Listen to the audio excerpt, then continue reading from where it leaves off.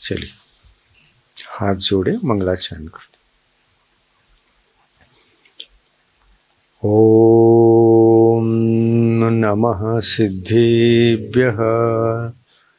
ओम नमः सिद्धेभ्यः। ओम नमः सिद्धेभ्यः। नमः श्री वीतरागाय सर्वज्ञाय नमोस्तुते। हितोपदेशिने तुभ्यं नमोस्तु परमात्मने। नमोस्तु परमात्मने। पंच परमेष्टि भगवान की, अहिंसा परमो धर्म की, संत शिरोमणि आचार्य गुरुवर श्री विद्यासागर मुनि महाराज की, आचार्य प्रवर श्री समय सागर जी महाराज की,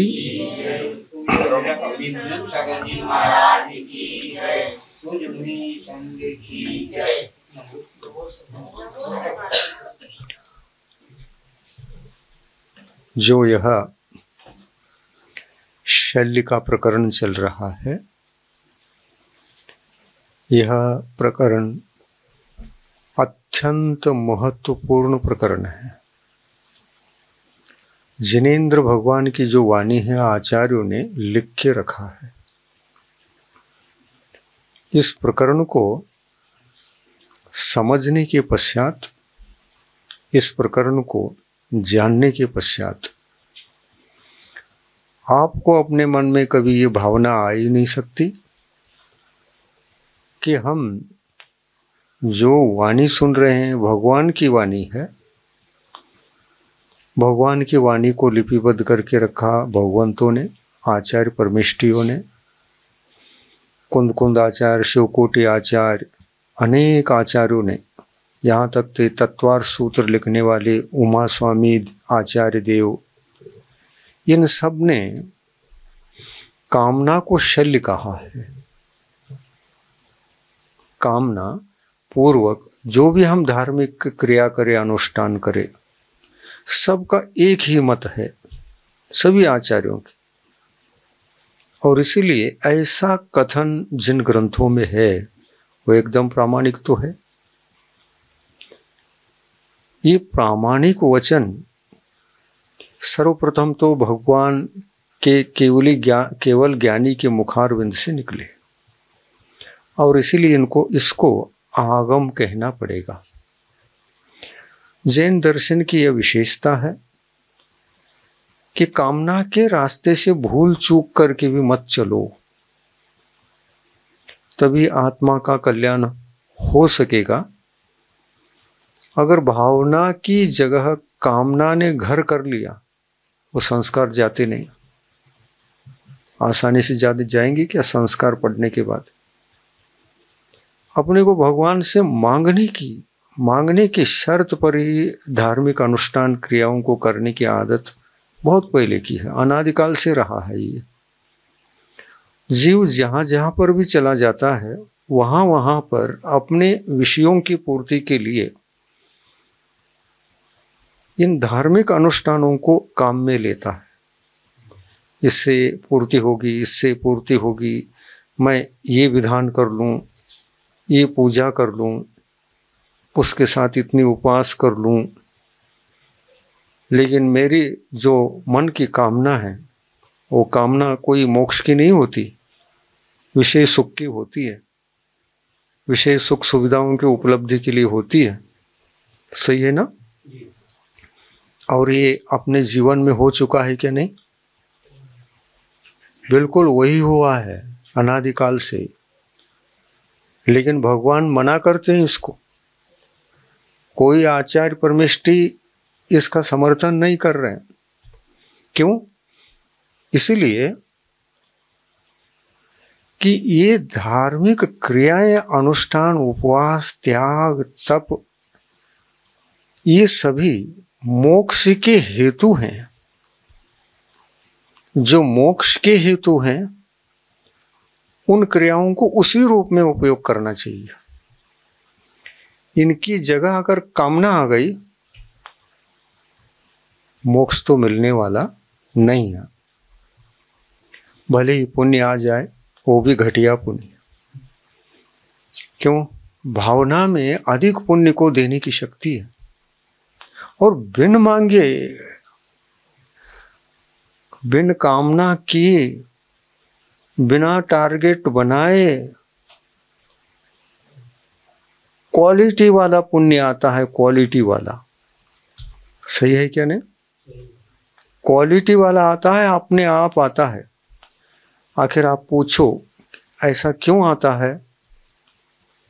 मांगने पर नुकसान होता है और बिन मांगे कर्तव्य का पालन करेंगे और मोक्ष के लिए करेंगे। हम केवल मोक्ष के लिए ही कर्तव्य का पालन कर रहे हैं। यहां तक कि मोक्ष में भी कामना रखने की जरूरत नहीं होती। यस्य मोक्षेपि नाकांक्षा स मोक्षम अधिगच्छति। टारगेट पर्याप्त है, मुझे मोक्ष जाना है, ये भावना हो गई। ये भावना हो गई। टारगेट जिसका हम बनाते हैं ना, वो भावना के रूप में बनाना चाहिए, यानी निस्वार्थ। किधर जाना है? पश्चिम को जाना है या पूर्व को जाना है, निर्णय ले लिया जिधर जाना है, टारगेट बन गया। ये कामना पूर्वक टारगेट न बनाए। विदाउट कामना ही उस टारगेट की पूर्ति के लिए अपने जो कर्तव्य हैं उनको निभाना शुरू कर दे। ठीक बता रहे ना? उनको निभाना शुरू कर दे। जब कर्तव्य मात्र रहते हैं, उस समय भावना जीवित होती है। कर्तव्य मात्र कर रहे हैं, निस्वार्थ कर रहे हैं। निस्वार्थ का मतलब मोक्ष का भी स्वार्थ मत रखो, टारगेट बनाओ। मोक्ष का स्वार्थ है अगर है तो स्वार्थपूर्वक मत, कुछ भी मत करो, टारगेट बनाओ। और उसके लिए जो जो करना पड़ रहा है उसको करते जाओ। केवल आप करेंगे और आपके लिए कोई फल न मिले, उसका संभव है क्या? और कोई भी बाह्य अनुष्ठान करते हैं उस समय रागादि भाव अवश्य होते हैं। टारगेट बना करके आप चल पड़ते हैं, क्या उस समय आपके उस कर्तव्यों के पीछे राग बुद्धि नहीं है? विकल्प नहीं है? लेकिन ये विकल्प करते समय, कर्तव्य का विकल्प तो आएगा ही आएगा। इनको करते समय राग से ही संपन्न होता है। वहां कामना की जरूरत नहीं है। हम लोग भी त्याग और तपस्या कर रहे हैं। अपन ने मोक्ष जाना है, संकल्प ले लिया, तो लेते समय तो विकल्प है,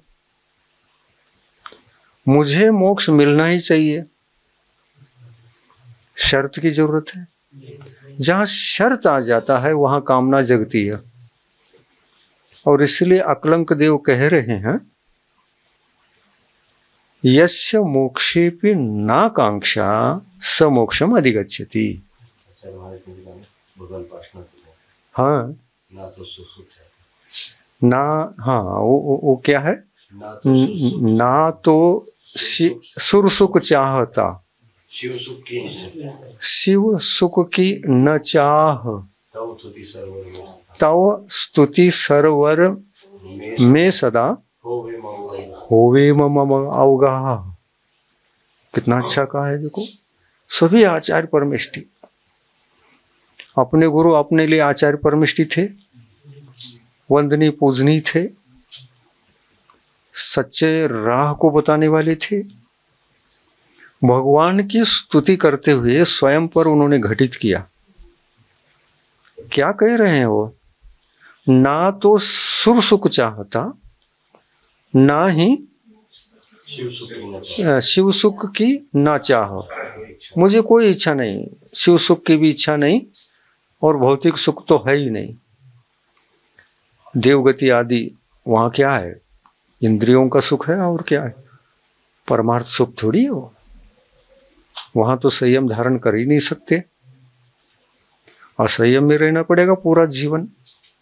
33 सागरों पंप में अगर बंधा हुआ है किसी जीव को, इतनी लंबी चौड़ी आयु है, इतनी लंबी चौड़ी आयु अगर हम लोगों को मिलता तो 33 सागर तक संयम पालन करते, 33 सागरों पंप तक हम कामना नहीं करते। लेकिन हम लोगों को दुर्लभ है। देवायु बहुत लंबी है, मनुष्य आयु बहुत छोटी है। मनुष्य आयु की अधिकतम आयु कर्म भूमि के मनुष्यों की बता रहे हैं, भोग भूमि के अलग आयु। मनुष्यों की आयु अधिक से अधिक पूर्व कोटि की आयु है, उत्कृष्टतम आयु कर्म भूमि का। और जगन 120 वर्ष चतुर्थ काल की अपेक्षा से घटित करना 120 वर्ष की है। तो देखिए आपने को कितना सावधान रहना पड़ता है। 120 या पंचम काल में तो 120 तो कहते हैं, लेकिन उसमें भी कम होता जा रहा। जब से पंचम काल आया शुरू हुआ, तब अधिकतम आयु मनुष्यों की 120 साल थी। घट रहा है कि नहीं घट रहा है? कितना रह गया, कितना घटा? 70-80 तक आ गया। पंचम काल में घटने वाला ही है, बढ़ने वाला नहीं है। बहुत छोटी आयु होती है कर्म भूमि की। पूर्व कोटि भी कहो तो वो छोटी है, क्योंकि भोग भूमि में अधिक है, इससे अधिक ही है, उस अपेक्षा से ये छोटी है ना? वहां कितनी 3 पल की है। 3 पल्ली में ये पूर्व कोटि, कई पूर्व कोटि बैठ जाएंगे उसमें।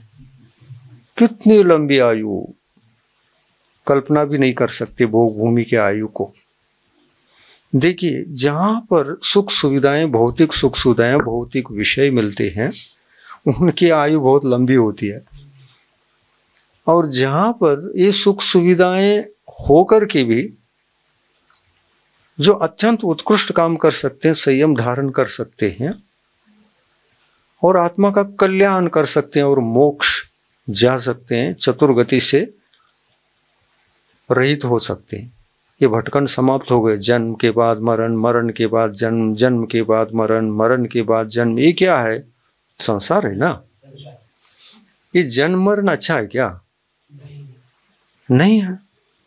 जन्म मरण को तोड़ सकता है तो भावना तोड़ सकती है, कामना में तोड़ने की शक्ति नहीं है। जन्म मरण के चक्र से बचना है तो रत्नत्रय धर्म स्वीकार करो। उसमें से एक सम्यक दर्शन को भी धारण करते हैं तो उस व्यक्ति को भावना से ही जीना पड़ेगा। सम्यक दृष्टि भी कामना नहीं करता, भावना से, कर्तव्यों से वो चल पड़ता है। महाराज जी, आचार्य समझ महाराज जी थे, पूजा के लिए कामदोषी और कामदायिनी 2 संज्ञाएं थी, तो ये विशेषण क्यों दिया? कामदुही कामदायिनी, वो काम नाम रखा है, परंतु कामना नहीं है। कामना से इच्छा लिया। हाँ, इच्छा लिया है, वो इच्छा भावना रूप है। हाँ, यदि कामना का अर्थ हम ऐसा लेंगे तो शल्य हो जाएगा। पूजन के अर्थ में हाँ, वहां कामना का मतलब जो भावना हम कर रहे हैं उसको दे देता है धर्म। आपके मन में भावना है तो उस भावना को ही जो आप टारगेट बनाते हैं, इच्छा करते हैं, उसकी पूर्ति धर्म कर लेता है। जैसे आप यहां बैठे हैं, चाहे कामना पूर्वक आकर के बैठे हो, प्रवचन सुनने से मुझे कोई लाभ है इसलिए तो आए, ऐसा ही सोच के आए। और कोई यहाँ पर कामना से भी आकर के बैठे हों, भावना से भी आकर के बैठे हों, इन दोनों में से कौन सा अच्छा? भावना से अच्छा। भावना जहाँ होती है वहाँ मोक्ष मार्ग दिखता है, और कामना जहाँ होती है वो संसार मार्ग बन जाता है। यही फर्क है, मेन फर्क यही है कामना में और भावना में। जहां भावना है वो पवित्र है, भावना को मंगल कहा है, पवित्र कहा है, भावना को धर्म कहा है। तीर्थंकर प्रकृति का जो बंध होता है कामना करने से होता है क्या भावना करने से होता है? वहां केवल कर्तव्य हैं, षोडश कारण कार्य करो, एक कर्तव्य हैं। अगर ये कह करके भावना को बाजू रख करके कामना से करके देखते हैं। अब जिस भव्य जीव ने षोडश कारण भावना के माध्यम से तीर्थंकर प्रकृति का बंध कर लिया, अब वो उसके बाद फिर उसके लिए 12 भावनाओं की क्या आवश्यकता? वो देखिए अलग अलग फल है।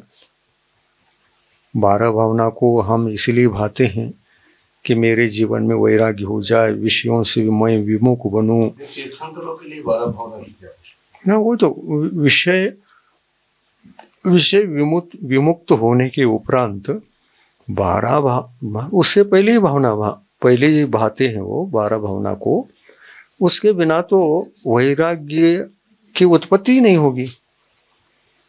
12 में से किसी एक भावना को भी वो भा लेते हैं तो उसको वैराग्य कहा जाता है। वैराग्य जिसको हो गया है वो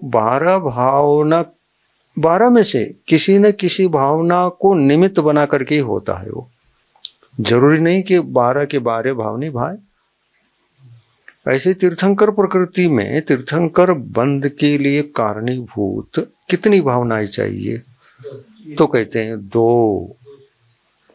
एक सम्यक दर्शन चाहिए, जिसके पास सम्यक दर्शन है उसी को तीर्थंकर प्रकृति का बंध होगा। और ये सम्यक्त्व नियम से, धर्म है क्या नहीं, नियम से इस सम्यक्त्व के माध्यम से जो कुछ भी वो सोचता है, करता है, क्रियाकलाप बाहर का अंतरंग का, इसमें कहीं कामना जीवित है क्या? नहीं है। कामना जीवित होती तो ये षोडश कारण भावनाओं को भाते समय कामना शब्द भी दे सकते थे। अगर ऐसा भी देते तो उसको भावना समझना पड़ता। षोडश कारण भावनाओं में जैसे दर्शन विशुद्धि भावना मुख्य कही। अब क्षय क्षमिक सम्यक दृष्टि और एक क्षय सम्यक दृष्टि, दोनों भावना भा रहे हैं। लेकिन एक तीर्थंकर बन रहा क्षय क्षमिक सम्यक दृष्टि वाला, एक क्षय सम्यक दृष्टि सामान्य केवली बन रहा है। क्षयिक सम्यक दृष्टि सामान्य केवली बन रहा है और सम्यक दृष्टि तीर्थंकर प्रकृति का बंद कर रहा है। तीर्थंकर प्रकृति का बंद कर रहा है। अब सम्यक तो कोई भी हो, वो क्षयिक सम्यक दृष्टि है, वो क्षयिक है और एक क्षौक्षमिक है। तो क्षयोक्षमिक सम्यक्त्व के साथ में भी तीर्थंकर प्रकृति का बंद कर सकता है। इसमें कोई निषेध नहीं है। सिद्धांत है कि क्षयिक सम्यक दृष्टि कर सकता है, क्षोभशम सम्यक दृष्टि कर सकता है। एक क्षयिक सम्यक दृष्टि है, तीर्थंकर प्रकृति का बंद नहीं कर रहा है तो भावना नहीं कर रहा है, भावना नहीं बहा रहा है, षोडश कारण भावना नहीं बहा रहा है। इसलिए वो क्षयिक होकर के भी तीर्थंकर प्रकृति को बंद करने का जो तो मूल में दर्शन विशुद्धि का, क्षयिक सम्यक दृष्टि की विशुद्धि कम है और क्षय सम्यक दृष्टि की विशुद्धि से नहीं। वहां पुरुषार्थ टारगेट भी तो चाहिए, उनका टारगेट नहीं है। और फिर टारगेट जिसका है वही तो भावना बनेगा ना, वही भावना करेगा। अब एक का टारगेट नहीं है, तीर्थंकर क्या करना, इसी वो से मोक्ष जाना है अपने को। सामान्य विचार भी रहते हैं किसी के, और किसी के विशेष विचार आ जाते हैं, नहीं मुझे स्वपर कल्याण करना है, सुखी रहे सब जीव जगत के कोई कभी न घबरावे, वैर पाप अभिमान छोड़ जग नित्य नहीं मंगल का। ये कितनी, मतलब एक शायक सम्यक दृष्टि ये नहीं कर रहा है, उनकी विशुद्धि कम है, और क्षोभशम सम्यक दृष्टि की विशुद्धि अधिक है। तो विशुद्धि कम ज्यादा से श्रेष्ठता है ना। क्षायक सम्यक दृष्टि विशुद्धि कम होने से षोडश कारण भावना नहीं बा रहा है, केवल मोक्ष का ही सोच रहा है। जो जो जीव मोक्ष जाते हैं वो क्या सब तीर्थंकर बनते हैं? तीर्थंकर वही बनता है जिसको टारगेट में तीर्थंकर बनकर मुझे मोक्ष जाना है। तो षोडश कारण भावनाओं को अपना करके वो कर्तव्य करेगा। षोडश कारण भावनाओं को मैं भावूंगा। मैं एक मिनट मैं ये कह रहा था, षोडश कारण भावनाएं संख्या में तो 16 है, ठीक है, संख्या में 16 है। क्या 16 के 16 भावनाओं को भाना जरूरी है? देखिए, आपको तीर्थंकर प्रकृति को बंद करने के लिए उन्होंने भावना 16 दे दी। अब क्यों दे दी? मेरे लिए जो फेवरेट है, मेरे लिए जो फेवरेट है, मुझे ऐसी भावना कोई भी हो सकती 15 में से। पहला क्या चाहिए? दर्शन विशुद्धि। वो कंपल्सरी पेपर है, टेक्स्ट है वो। हाँ, फिर ऑप्शनल है। 15 भावनाएं में से जो आपकी भावना फेवरेट हो उसी को भावोगे ज्यादा। बाकी में आप भाते तो हैं लेकिन उसमें इंटरेस्ट कम लगता है। एक मिनट बीच में नहीं, पहले ही सुन लो। विशुद्धि जिसमें हमारी बढ़ती है वो हमारा फेवरेट होता है। सुनिए, आप प्रश्न मत उठाओ, ये प्रश्न बाद में भी बोल। एक विषय, हाँ इसी में से एक विषय तो कम होने दो, ये खत्म होने दो। तो 15 भावनाओं में से आपको कौन सा फेवरेट लगता है? किसी को विनयशीलता हो सकती है, किसी को अभिक्षण ज्ञानोपयोग हो सकता है, किसी को कुछ अलग अलग हो सकता है। तीर्थंकर प्रकृति का जब आपको बंद हो रहा होता है, सुन रहे हैं ना, तीर्थंकर प्रकृति का आपको जब बंद हो रहा होता है, आपका जो फेवरेट भावना होती है उसी से होता है, बाकी से नहीं होता। आप भाते होंगे 16 के 16, लेकिन जब फेवरेट भावना पर पहुंचते हैं ना, तब विशुद्धि की चरम सीमा हो जाती है। बाकी टाइम में नहीं होगी।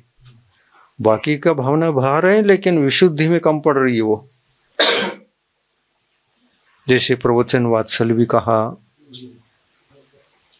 शील और तेषु अनचार भावना भी कहा, जिसमें भी आपको विशुद्धि चरम सीमा पर पहुंच सके उसी को अपनाना चाहिए। अपने आप को टटोलो, किस भावना से मेरी विशुद्धि चरम सीमा पर जाती है। पहले तो फेवरेट था ही, लेकिन वो एक परिष्कृत फेवरेट बने। मुझे इसी से सफलता मिलती है, निश्चित हो गया तो दो तो भावना भाव ही भाव, परंतु अन्यों को गौण नहीं करना। अन्यों को गौण करोगे तो उसमें से फेवरेट कौन सा है नहीं है ये पता नहीं चलेगा। दुकान में जाओ, फल बिक रहे हैं, सब प्रकार के फल, जामफल है, अनार है, सब। उनको देखने के पश्चात ही फेवरेट की भावना निश्चित होती है कि नहीं? मुझे 3-4 दिन के लिए फल खरीदना है, कौन सा खरीदूं विचार आते। उसमें आप चुनाव करते हैं, जिसका चुनाव खरीदते समय आपका हो जाता है वो आपका फेवरेट है। वो आपका फेवरेट हो गया। बहुत सारे फल हैं लेकिन सब गौण हो गए, और खरीदने में तो सभी कुछ खरीद के ले लिया, लेकिन फेवरेट को 3-4 फल अधिक ही खरीदोगे आप, ये भाव आ जाते हैं। ऐसा ही सुन रहे ना, क्वेश्चन मत उठाओ, आपका चित्त उधर चला जाता है, ये है तो फिर ऐसा। उसको क्वेश्चन उठ भी रहा है तो वहां गौन करो, पकड़े रखो, पूछो बाद में, क्योंकि ये जो दी जा रही है इसमें सब कुछ उत्तर भी आ जाते हैं, आ जाया करते हैं। लेकिन क्वेश्चन उत्पन्न हुआ, पूछने में गड़बड़ी किया अपन ने, जल्दबाजी किया, तो उसमें क्या है, आने वाला था और आपने पूछ लिया। हाँ, इसलिए जो प्रश्न उठ रहे हैं मन में फट से नोट करो और बाद में पूछूंगा, ऐसा स्मरण मात्र करो और याद रखो। बाद में मिलेगा ही मिलेगा आपको, वो कहीं जाएगा नहीं। हो सकता है आप सुनते समय अभी जो प्रश्न उठ रहा था वो उसी की श्रृंखला में उसका उत्तर मिल रहा हो, तो ये अपेक्षा रखो, मिलता है कि देखेंगे बाद में पूछेंगे, नहीं भी मिला बाद में पूछना है, और मिल गया तो बहुत अच्छी बात है, नहीं मिला तो वो बाद में पूछना। ठीक है ना, ये तरीका सुनने की ये तरीका है। क्योंकि प्रश्न उठाने के लिए भी आपका चित्त उधर जाता है, क्वेश्चन उठाने के लिए इसको पूछना है, पर उसी वक्त मत पूछो, नोट कर लो। हाँ, ये एक क्वेश्चन उठ गया, हम स्मरण में रखेंगे, बाद में पूछेंगे, उत्तर मिलेगा कि नहीं मिलेगा बाद में, तो जरा धीरज रखो, उसका भी उत्तर मिलेगा। हो सकता है बोलते बोलते वो पश्चात वो आ ही गया, फिर पूछना व्यर्थ हो गया, तो ऐसा होता है। तो चलिए, हम क्या बता रहे थे? हाँ हाँ, षोडश कारण भावना को भाव। बाजार के जितने फल है ना सब खरीदो, लेकिन फेवरेट वाला कैसे खरीदो? 3-4 ज्यादा खरीद लो ताकि खाते समय हमको टेस्ट भी लगे, अच्छा भी लगे, फेवरेट था इसलिए ज्यादा खा रहा हूं इनको। उदाहरण बहुत अच्छा है। आप फल खरीदने जाते हैं तो सब प्रकार के फल दिखाई दे रहे हैं, लेकिन सबको समान रूप से कभी नहीं खरीदते। अरे आज के दिन तो ये नहीं, इसको ज्यादा खाएंगे, इसको ले लो, अच्छे भी लग रहे हैं। हाँ? तो आपको फल जब अच्छा लगा, सुन रहे ना, जब फल अच्छा लगा तो जो अच्छा है 3-4 ज्यादा ही घर लाते हो, और जो सामान्य है ठीक है इनको भी रहने दो, थोड़ा सा इसको भी खा सकते हैं, पर उसमें विशुद्धि नहीं है, फेवरेट नहीं बनाओ, है ना। हाँ, आप क्वालिटी ढूंढते हैं हर समय, फल में क्वालिटी चाहिए, भावनाओं में क्वालिटी चाहिए, नैसर्गिक रूप से हमारी भावनाओं में जो फेवरेट है वो चाहिए।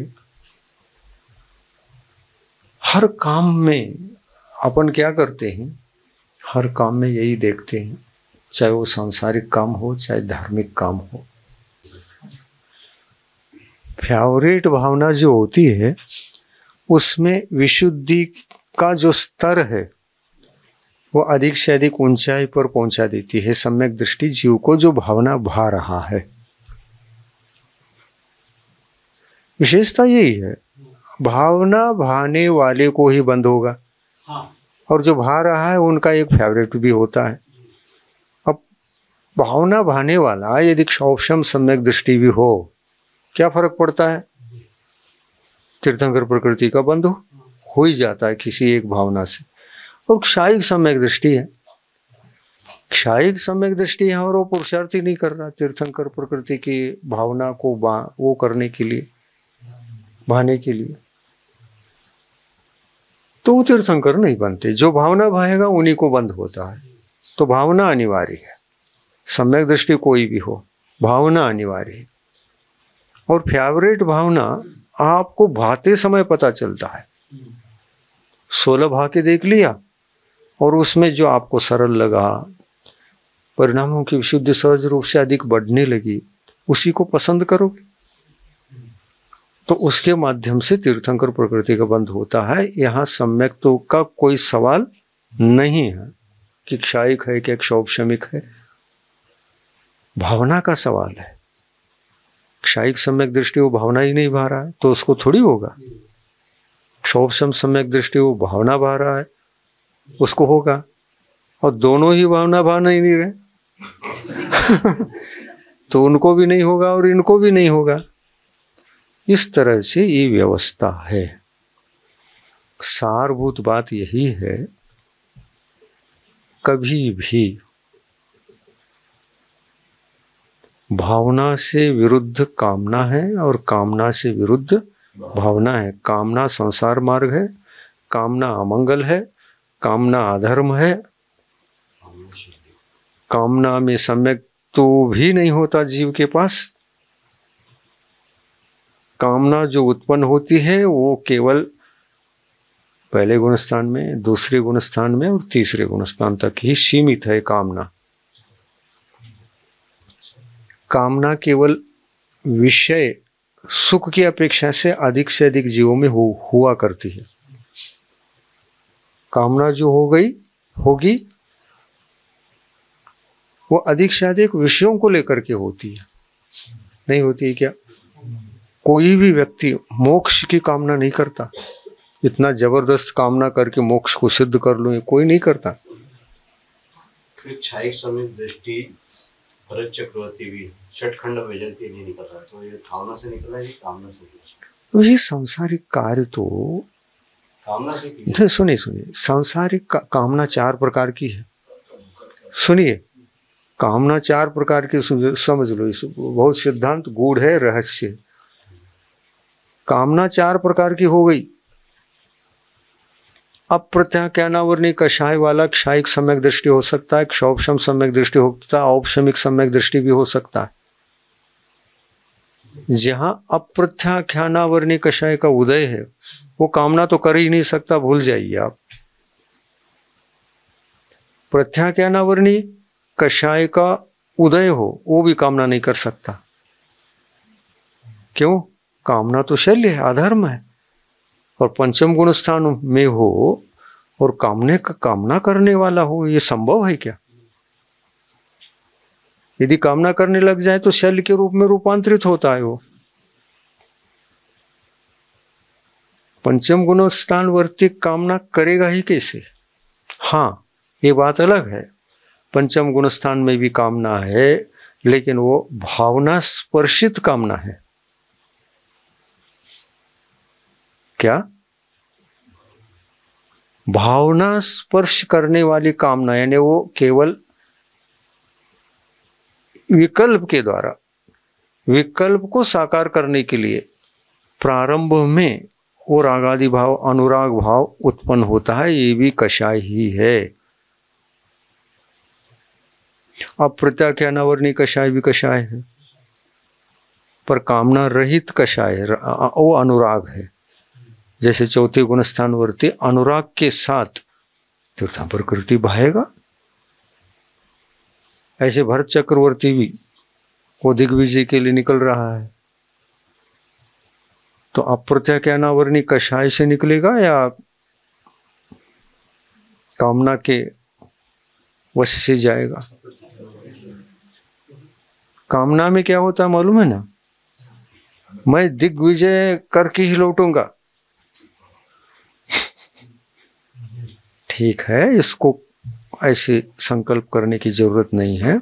आप चक्रवर्ती हैं, चक्र रत्न आपके पास है, विशाल सेना है, आप कहीं हार नहीं सकते, तो संकल्प की क्या जरूरत है?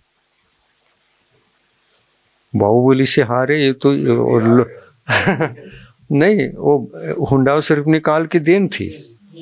वो चक्र रत्न जो चला वो कामना से चला कि भावना से चला? हाँ, नहीं, देखिए, उसको हम नामकरण देंगे तो भावना का ही देंगे। उनको चक्रवर्ती बनने की भावना है, नियोग की तरफ से भी जाते हैं। हाँ, नियोग है जिस व्यक्ति का चक्रवर्ती है, उसे नियोग को पूरा करने के लिए उनको तो नियोग ही है। चक्रवर्ती चाहे देखो किसी से हारे या न हारे, चक्रवर्ती वो बनेगा क्या जिसको हराया, वो बनेगा क्या यही बनेंगे? तो वही हुआ ना आखिर। क्षायक सम्यक दृष्टि कामना नहीं कर सकता है।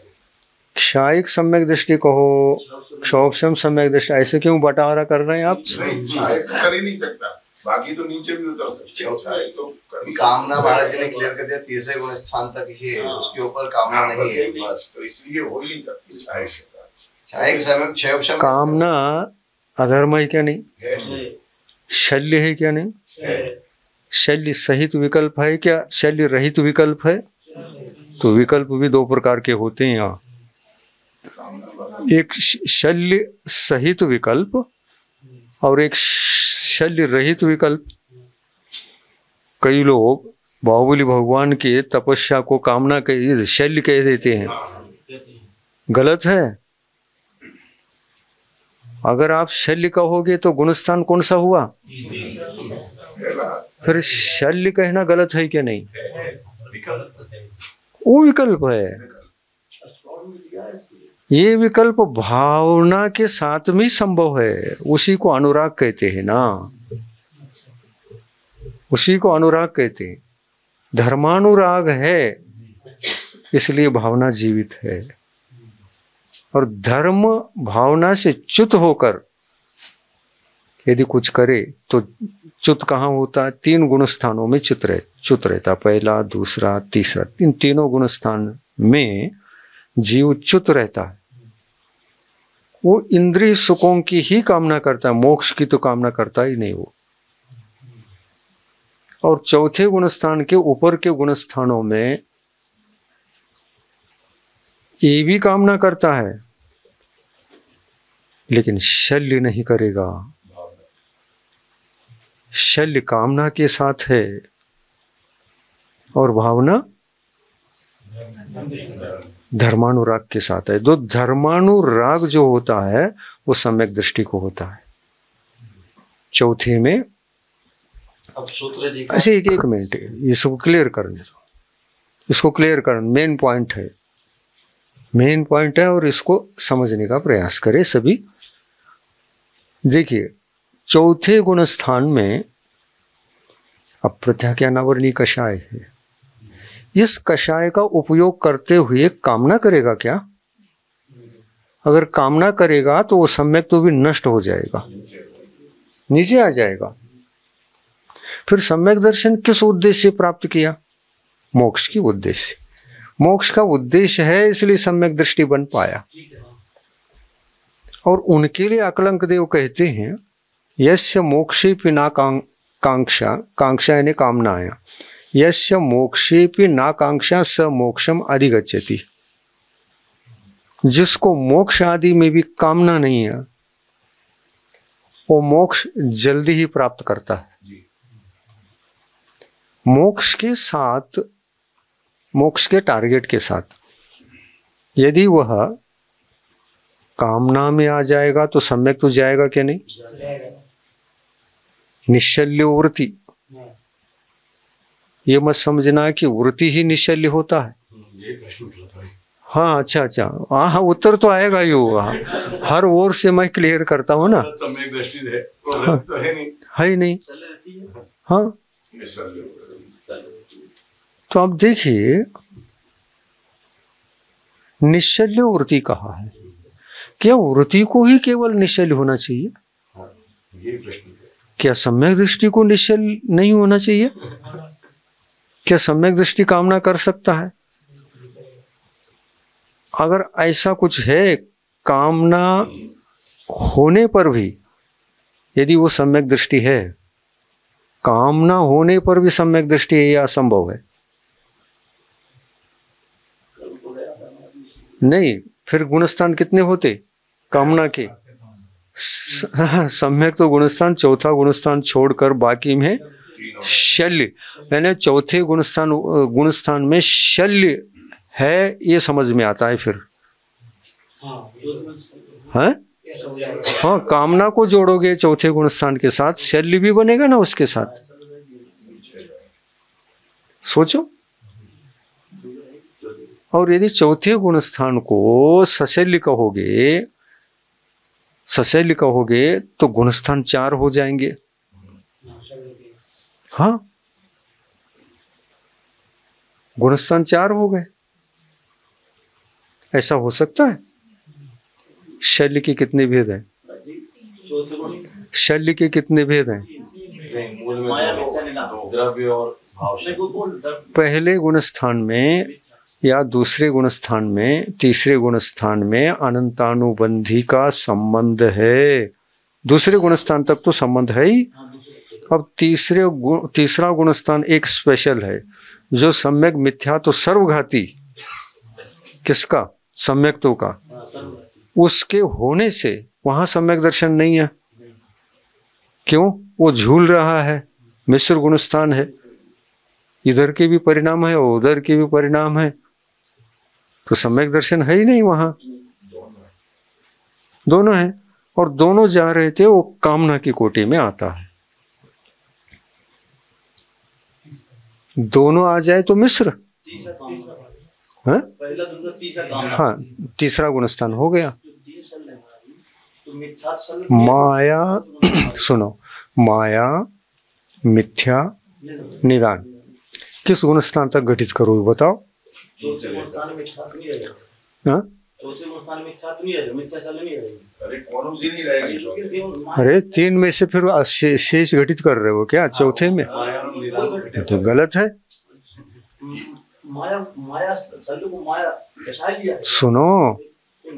सुनो,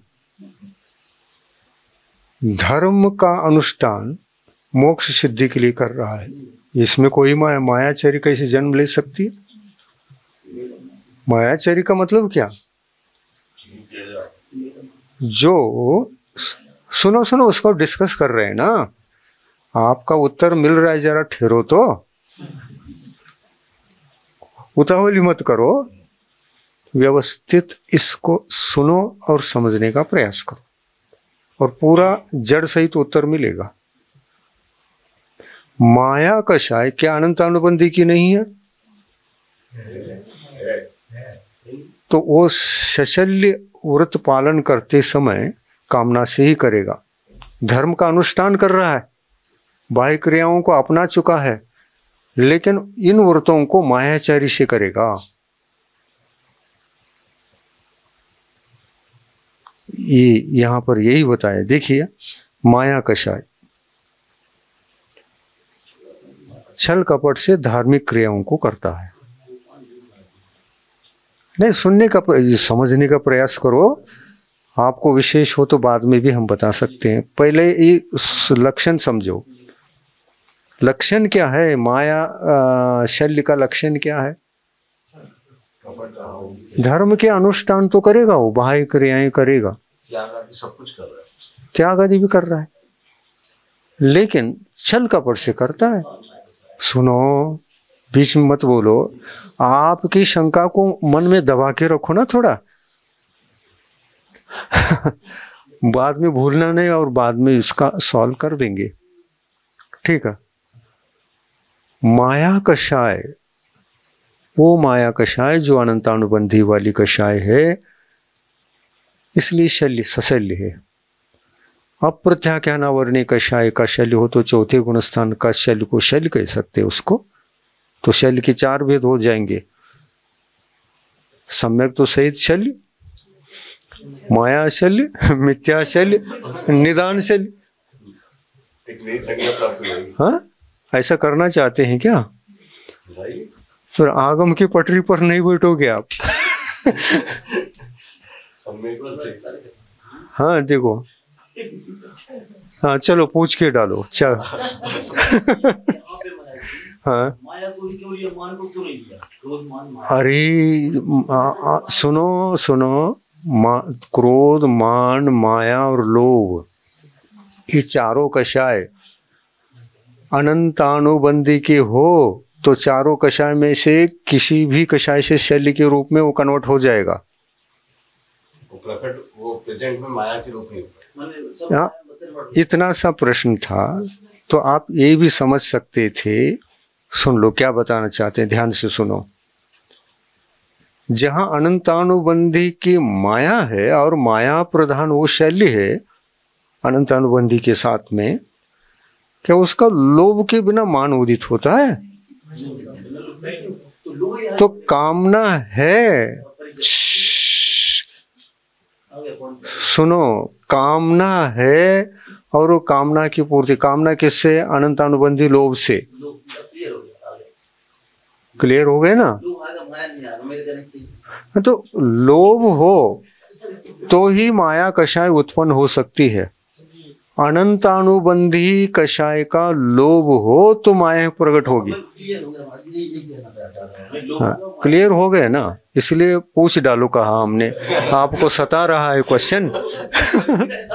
बहुत ही सता रहा था, छोटा सा विषय था ये, बाद में भी हल कर सकते थे, लेकिन आप ऐसे समझते हैं धारणा ऐसी है क्या? नहीं, सुनो, धारणा ऐसी थी क्या? क्या सुनो, नकारो मत। यदि ऐसी धारणा होती है तो होती है, फिर उसको गलत होता है वो। हम पूछ रहे हैं जिसको माया शैली कहा है, भाव शैली है ये, तो किस गुणस्थान में होगा बताइए आप? दूसरे गुणस्थान तक होगा ये कषाय संबंधी। अनंतानुबंधी का उदय दूसरे तक है कि नहीं मालूम है आपको? अनंतानुबंधी कषायोदय के साथ ही शल्य की उत्पत्ति संभव है। फिर अप्रत्याख्यानावरणीय कषाय के उदय के साथ क्या होता है? भूमिका बनती है। किसकी? शल्य की भूमिका बनती है। क्या क्षौभशम सम्यक दृष्टि अपने क्षौभशम सम्यक को नष्ट कर नीचे नहीं आ सकता? उपशम सम्यक दृष्टि, क्षायिक सम्यक दृष्टि, क्षायिक सम्यक दृष्टि का शल्य को तो भूल ही जाओ, शल्य नहीं होता, वहां केवल विकल्प होते हैं। इसके लिए बाहुबली का उदाहरण ले लो, 1 साल तक खड़े रहे, सशल्य थे क्या? सविकल्प थे। विकल्प सता रहे थे क्या? शल्य सता रहा था, विकल्प सता रहा था। एक मिनट, पूरा और डीप खोल रहा हूं, पहले इसको सुनिए, और भी डीप जा रहा हूं, और भी डीप सुन लो। अन्य प्रश्न उठाओ नहीं, उसमें सब आ जाएगा, अभी आ जाएगा, चिंता मत करो। डीप जो खोला जा रहा है उसको अच्छे से सुन लो। बाहुबली भगवान किस गुण स्थान में थे? हाँ, छठे सप्तम गुण स्थान का मतलब वहां पर सभी कषायों का उदय है क्या? सिर्फ संज्वलन है, और शेष 3 चौकड़ी, उसमें एक क्षय था, एक चौकड़ी, और जिनका क्षय नहीं है और दबे हुए थे सत्ता में, वो कौन कौन सी चौकड़ी? हाँ, प्रत्याख्यानावरण, प्रत्याख्यानावरण सत्ता में है, और ये चौकड़ी निकलेगी श्रेणी चढ़ने पर। मालूम है सिद्धांत? तो सिद्धांत सापेक्ष चिंतन होना चाहिए। आप कहीं का टुकड़ा कहीं भी ले जाकर डोट जोड़ रहे हो।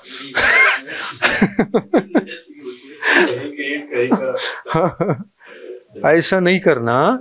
सिद्धांत क्या है, वो सिद्धांत की नियमावली क्या है, इसको ध्यान में रखते हुए जो चिंतन चलता है वो सही दिशा में जाता है। कहीं सिद्धांत का ही लोप हो रहा हो, क्या अवलोकन नहीं करना चाहिए कि लोप हो रहा है नहीं हो रहा है?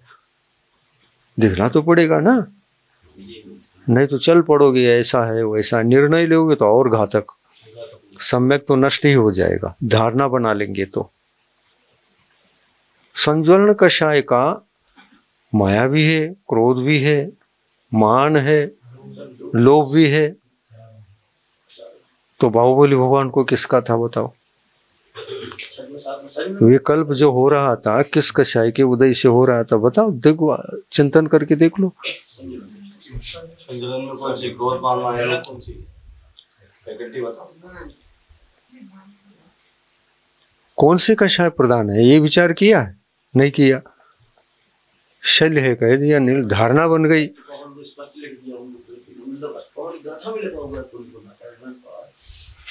क्या सुनो सुनो, द्रव्यलिंग कैसे घटित करो बताओ। वो द्रव्य शल्य नहीं, द्रव्य लिंग और भावलिंग दोनों थे उनके। द्रव्यलिंग भी था, भावलिंग भी था। सिर्फ सुनिए, सुनो, द्रव्यलिंग भी था, भावलिंग भी जीवित था, दोनों जीवित थे उसमें। कैसे अभी बताते हैं और क्लियर करूंगा, सुन तो लो। अन्य चर्चाएं ज्यादा कर लेते हैं, ये उलझ जाता है विषय। सुनो ध्यान से, संजोलन कषाय का उदय है। विकल्प हो सकते हैं कि शल्य हो सकता है। क्यों? शल्य में धर्म नहीं होता, और ये तो महावृत्ति है, भावलिंग और द्रव्यलिंग दोनों से सहित है। कैसे कहोगे शल्य? तो विकल्प ही है ना। और वो विकल्प क्या भावलिंग का अभाव करेंगे? और यदि कहो तो भावलिंग का अभाव होता है, ये धारणा बना लो, तो नीचे के गुण स्थान में आ जाएंगे वो। हाँ, संज्वलन कषाय के उदय में जो विकल्प होते हैं वो पंचम गुण स्थान में नहीं है। वो विकल्प ही अलग, पंचम गुण स्थान के विकल्प अलग। वैरायटी है, वैरायटी है इसमें। संज्वलन कषाय के उदय में जो विकल्प होते हैं वो अलग है, वो चौथे गुण स्थान में नहीं होते। और जो पंचम गुण स्थान को लेकर विकल्प होते हैं उनके भी शल्य का अभाव है, विकल्प है, शल्य का अभाव है।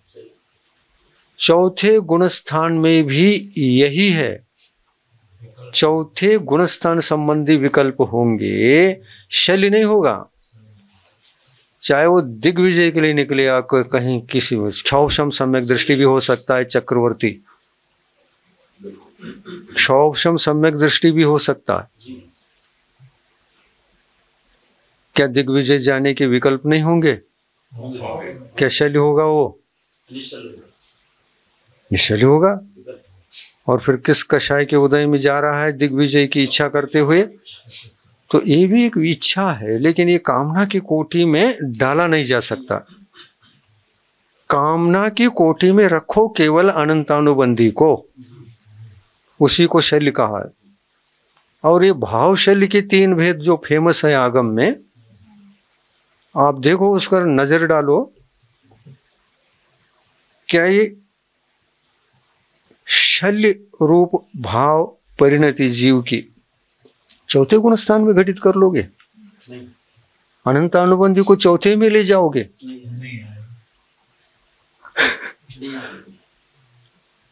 तो सभी कषाय एक नहीं, ये ध्यान रखो।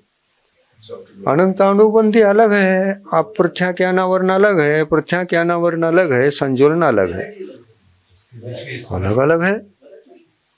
वैरायटी अलग अलग क्यों किया गया? कषाय मात्र कषाय है, जिसने कामना कर ली वो शल्य है, जिसने कामना नहीं की वो भावना है, ऐसा कह सकती थी। तो चार कषायों की जो वैरायटी है उसको बनाने की क्या जरूरत है? सब कषाय एक ही प्रकार की होती है कहोगे? कामना की कोटि में आती है वो सब। हाँ, कामना की कोटि में आती है सब कषायों को। आप गुंडाल करके एक जगह रखोगे, ये तो अनभिज्ञता हो जाएगी, सिद्धांत का ज्ञान नहीं है। अलग अलग वैरायटी है, वैरायटी के अनुसार विकल्प हैं। तो धर्म सहित व्यक्ति को कषाय कामना को तो भूल ही जाओ। धर्म के सद्भाव में कामना नहीं, और कामना के अभाव में धर्म रहे बिना रहता नहीं, इतना निश्चित कर लो। जो सिद्धांत सापेक्ष है, समीचीन है, इसको धारणा बना लो तो ऑटोमेटिक सब में आपको निर्दोष घटित होता जाएगा। बाकी तो सरल ही है। आप यूं धारणा बना लो, शल्य के जो 3 भेद किए गए हैं वो किसी भी अन्य कषायों से ज्वाइंट नहीं है।